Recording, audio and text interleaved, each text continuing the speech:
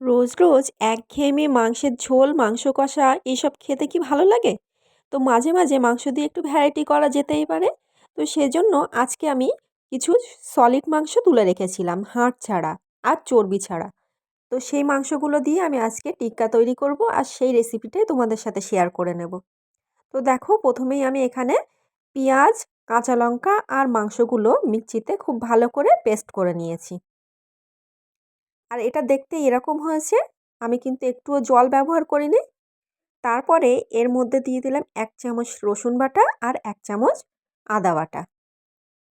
আর তারপরে পরিমাণ মতো লবণ দেব। লবণের পরিমাণটা মাংসের পরিমাণ হিসেবে দিতে হবে। আর সেই সাথে দিয়ে নেব অল্প পরিমাণ হলুদের গুঁড়ো। তো আমি এখানে হাফ চা চামচ হলুদের গুঁড়ো ইউজ করেছি।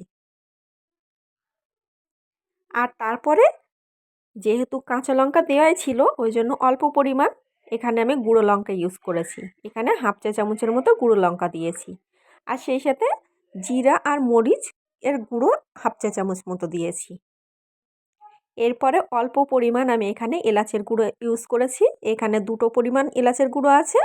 আর তারপরে 2টো টপ বিস্কিট আমি এখানে হাত দিয়ে গুঁড়ো করে দিয়ে দেব। তো যে কোনো বিস্কিটই দেওয়া যেতে পারে বা টোস্টও দেওয়া যেতে পারে। তো আমি এখানে 2টো টপ বিস্কিট দিয়েছি আর সেটাকে খুব ভালো করে গুঁড়ো করে দিয়েছি। আর তার সাথে দিয়ে দেব 2 চামচের মতো এখানে বেসন। আর তারপরে এগুলোকে খুব ভালো করে আমি হাত দিয়ে মাখিয়ে নেব। আর মাখানোটা কিন্তু খুব ভালো করে মাখাতে হবে।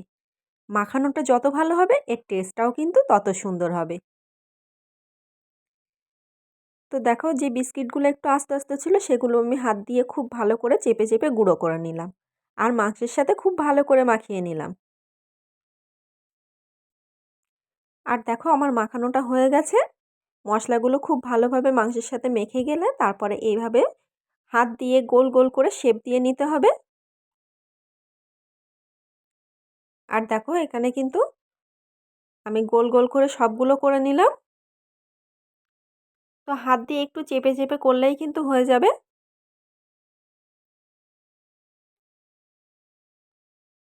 আর দেখো, হাতের সাথে কিন্তু একটুও লেগে যাবে না মশলা। এত সুন্দর করে মাখা হয়েছে।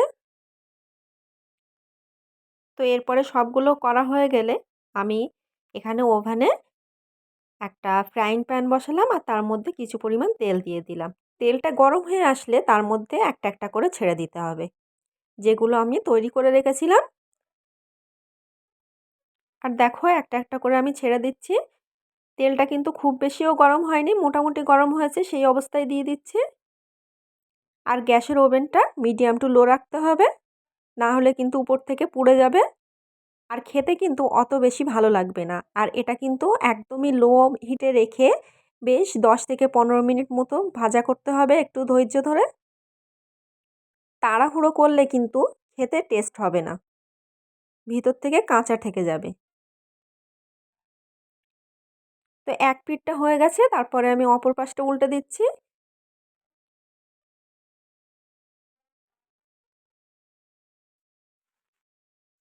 আর দেখো, আস্তে আস্তে কিন্তু কালারও চলে আসছে।